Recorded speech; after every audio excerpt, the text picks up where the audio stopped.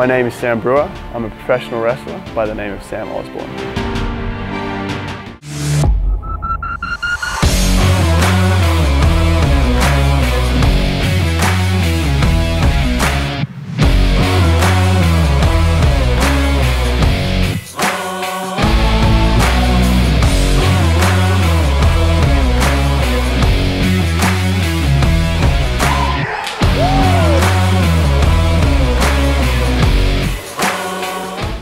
I trained with a guy by the name of Lee Leslie, working name was Jay Law, at a place called the Australian Pro Wrestling Gym, and I was super lucky because I didn't know any Australian wrestlers. And I kind of just went, again, I Googled, which is the closest pro wrestling gym to me, found that one in Penrith and just went, okay, I'm going there. And super fortunate to find a guy who was well-traveled and super knowledgeable and got me prepared to the point where the training I got from him made me stand out over here because that's something I had that nobody else did. So I'm super grateful for what I learned back there. I was pro wrestling in Australia. Did about 2 years there training, and after that point kind of figured out that this was for me. And it's time to start traveling. So I knew I wanted to go to Canada. I figured that wouldn't be too much of a culture shock. So at that point it was just finding the right school, and I did a Google search and found Battle Arts Academy. I thought, yeah, that's the one. In my opinion, Sam is ready to go and perform at any level. Overseas, in Japan, WWE, Impact, he's ready. He just needs his opportunity. When he came in here, he was already strong. He already had a great look. He's already athletic.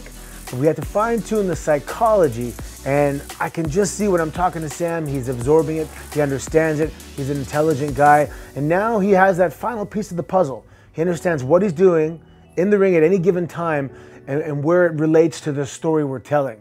So now that he has that final piece, like I said, he's ready. He's ready for the big leagues. He can go anywhere. The training's been awesome. It was everything I expected. The facility's insane. It has everything. And then you have the best coaches going around as well. So it's everything you can ask for.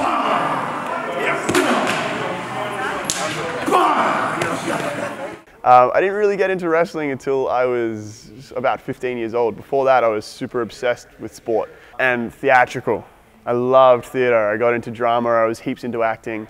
I did a whole bunch of plays and musicals going up through high school, and then even after high school I did like a music video. I love to perform and I love sport, so progressing into professional wrestling was natural for me. My parents started letting me watch wrestling. Growing up we weren't really allowed to watch it, so when age 15 it was on TV and I started watching it, and I guess I was old enough at that point that they didn't really care that I was watching it. And then, I don't know, man, I was obsessed. I started watching it, I got into it.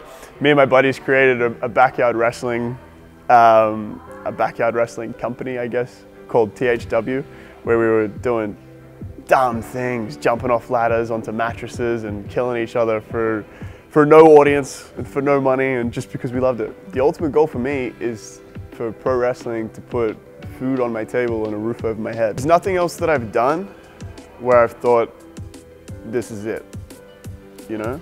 Whereas like, as soon as I got into pro wrestling, it didn't take long where I figured out, okay, well, this is what I want to do.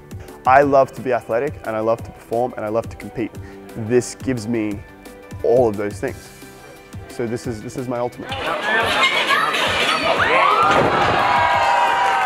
My goal is to try and give people something that they wouldn't see from any other match on the card specifically, and also something they wouldn't see from anybody else on another show in Ontario.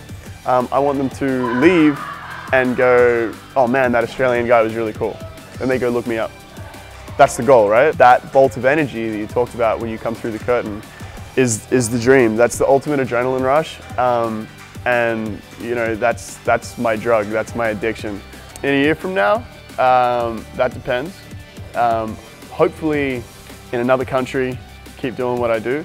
If I can't be signed with one of the major companies in the next year or two, then I'd love to be in another country continuing to do this somewhere else and getting my name out there as globally as humanly possible, right? I guess that's the goal for the next year or 2 years, and that's essentially what I keep planning to do. I keep plugging away at the bigger companies, the WWEs and Impacts or whatever, and seeing if I can get a real job out of this. If not, I'm just going to keep traveling and keep doing exactly what I'm doing now in as many countries as possible until one of those companies takes notice.